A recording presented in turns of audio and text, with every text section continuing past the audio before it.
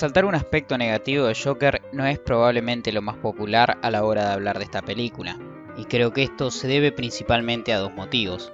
El primero es que es un personaje que suele generar cierto fanatismo en la audiencia. Lo hizo siempre como antagonista, o casi siempre, y lo hace aún más fervorosamente como protagonista. El segundo es que se generó cierta idea de que estábamos ante una obra maestra y que Joaquín Phoenix merecía el Oscar por su colosal interpretación, incluso antes de que sea estrenada la película. Y creo que la única forma de revertir este preconcepto exagerado era que fuese una auténtica decepción, y claramente no fue el caso. Joker es una buena película y pienso que su principal virtud radica en su estética, una gran escenografía y vestuario ambientados en los tempranos 80s y una magnífica fotografía que, aunque creo que con algunas saturaciones exageradas, provee al film de un lenguaje visual que refleja de manera precisa la situación emocional del personaje, trabajando así en función de la narrativa. Sin embargo, ya se ha hablado y exagerado lo suficiente ciertos aspectos de la película. Considero que entre tanto que se habló, se dejó de lado uno de los aspectos fundamentales, que es cómo se las arreglaría el director para colocar a un villano en la función protagónica. Precisamente, la idea de este video es analizar cómo Todd Phillips plantea al protagonista para conseguir la empatía del espectador, lo cual, adelantándome, no creo que haya sabido resolver de la mejor manera.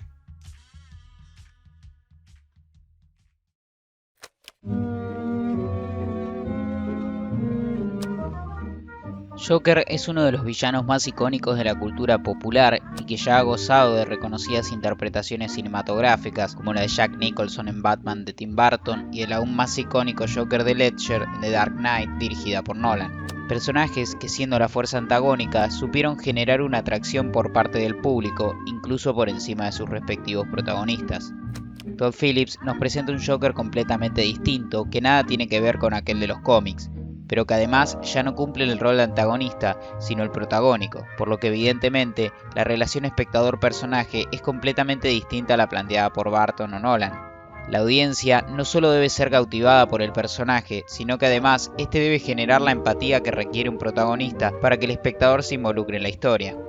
Entendiendo esto, resulta lógico que este nuevo Joker, o Arthur Fleck, esté más cerca de un personaje de Scorsese que del Joker original. Es por eso que no debemos pensarlo como un villano, sino como un antihéroe. Desde mi punto de vista, los mejores personajes de ficción son aquellos que hoy catalogamos bajo este término. Personajes cuyos objetivos o acciones son cuestionables o moralmente incorrectas.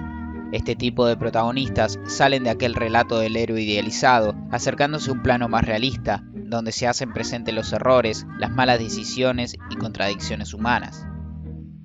El bien y el mal se mezclan dejando personajes grises, complejos y profundos, y acá es donde juega un rol fundamental el espectador, que empatiza con el antihéroe, pero que en algún momento se planteará hasta dónde está dispuesto a justificar sus acciones, y hasta dónde está dispuesto a tolerar, ubicándose en una posición de cuestionamiento y de incomodidad.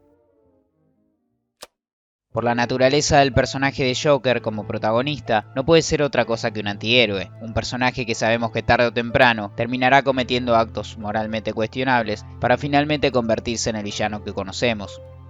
Y sí, es en cierto punto lo que vemos en la película, la transformación de Arthur Fleck mediante acciones moralmente incorrectas. Pero lo que hace Todd Phillips es colocar claramente el lado del protagonista a la audiencia, privándola de un juicio propio de los hechos y simplificando la contradicción y complejidad que un personaje de estas características debería tener.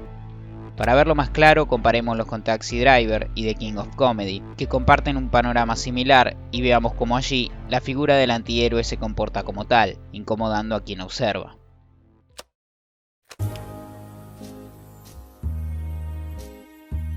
Es de público conocimiento la inspiración, por utilizar un bello eufemismo, en el cine de Martin Scorsese, particularmente en Taxi Driver y The King of Comedy. Estas películas, además de compartir director y a De Niro como actor principal, tratan de un tema similar, la soledad, frustración e infelicidad de un hombre incapaz de distinguir los límites entre el bien y el mal, y que, ignorado por la sociedad, termina transgrediendo las normas que ésta le impone, y en ambos casos, convirtiéndose finalmente en héroe ante la opinión pública. Nótese la similitud con Joker.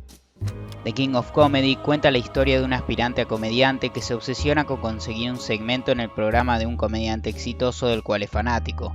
Esta obsesión rápidamente se convierte en acoso y en una transgresión de todo tipo de límites con tal de lograr su objetivo.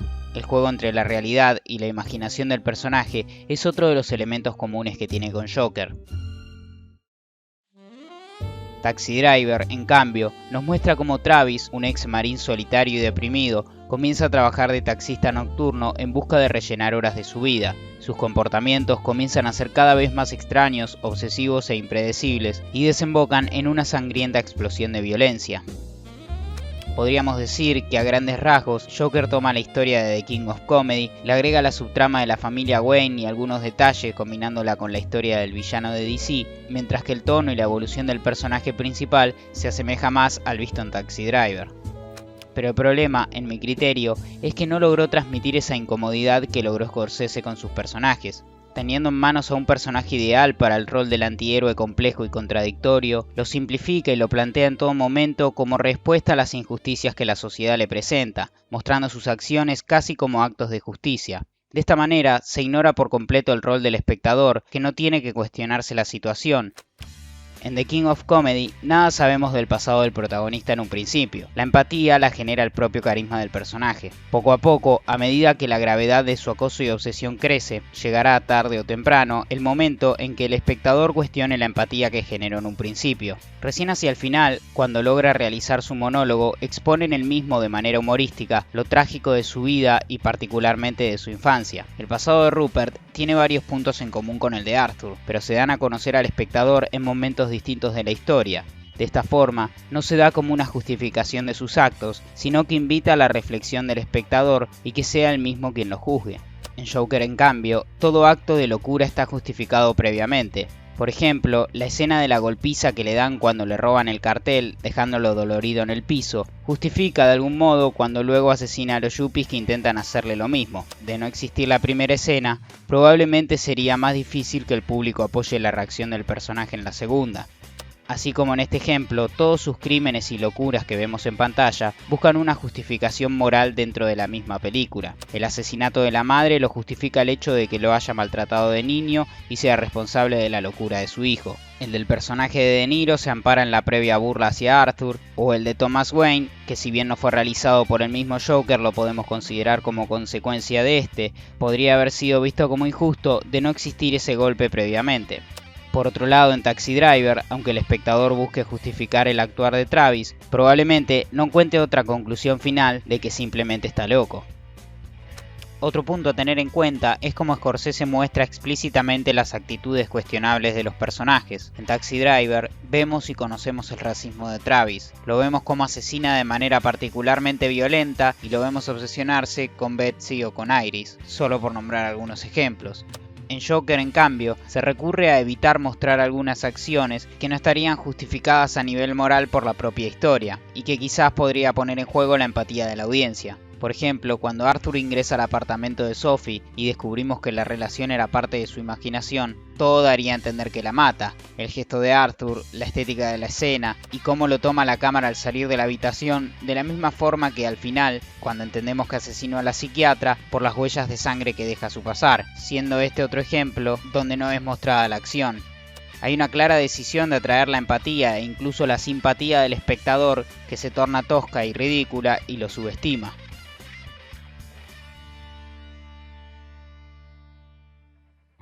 Habrá quien piense que lo mencionado no la convierte en una mala película y probablemente sea cierto, yo tampoco creo que lo sea.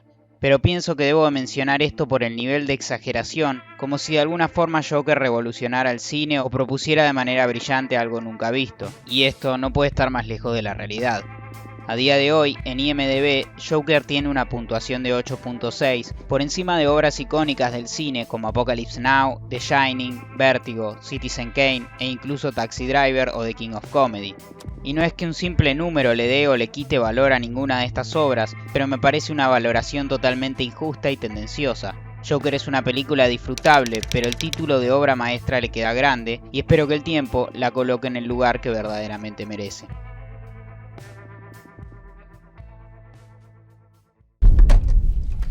Good night, and always remember, that's life. That's what all the people say. You're riding high in April, shot down in May, but I know I'm gonna change. at you.